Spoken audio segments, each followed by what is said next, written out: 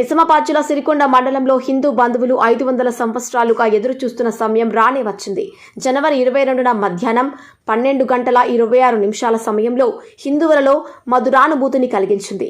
శ్రీరాముని గ్రామంలో పల్లకిలో ఊరేగిస్తూ మంగళహారతులతో సన్నాయి వాయిద్యాలతో స్వాగతం పలుకుతూ గ్రామాలన్నీ రామనామ స్మరణతో మారుమ్రోగింది. గ్రామాలన్నీ కాషాయంతో కలకలలాడాయి. కొన్ని గ్రామాల్లో స్వచ్ఛందంగా అయోధ్య కమిటీలు ఏర్పాటు చేసుకుని బాలరాముని విగ్రహ ప్రతిష్టాపన కార్యక్రమం విజయవంతం చేసేందుకు అయోధ్య రామయ్య కమిటీ ఆధ్వర్యంలో భక్తులకు సకల సౌకర్యాలు కల్పించారు.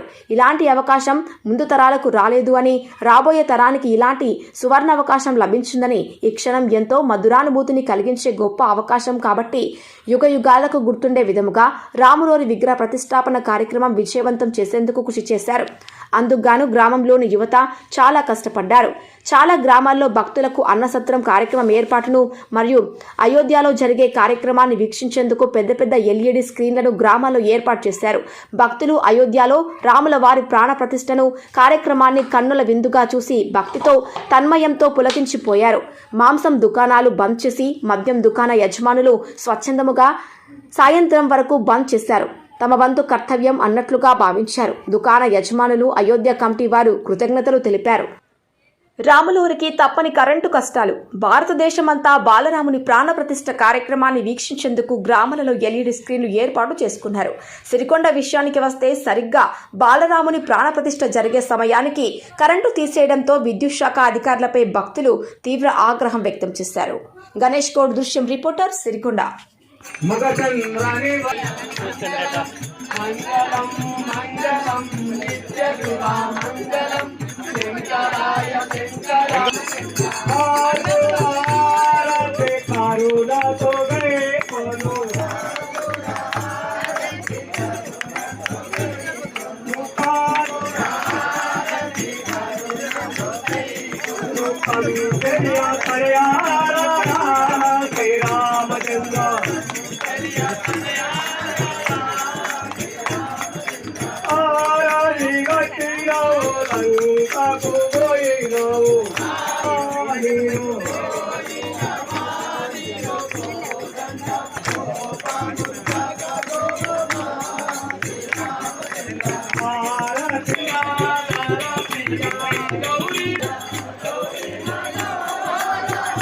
అమ్మ మీరు అటెండ్ చేతలకు వెనుకల కనబడుతుంది అంట.